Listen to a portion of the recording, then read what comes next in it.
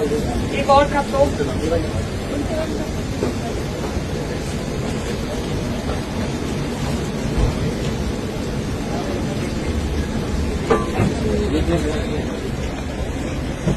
इस तरह ये 2 किलो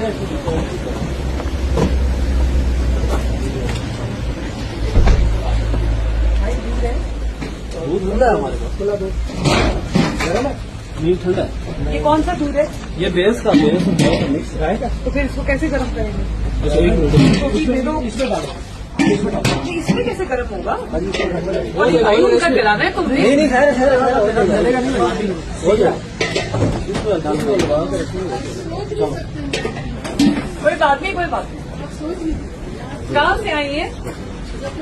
इसमें ये चाय डालो, कश्मीर से। वो अलग डालो। फिर तो आप ये लो, हाँ वो तो रखने में डालो, ये इधर डालो। इसमें डालते हैं सुबह का भाई, इसमें शास्त्री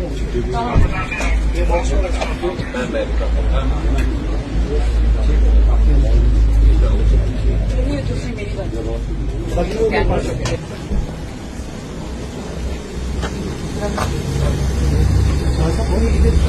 ये बताइए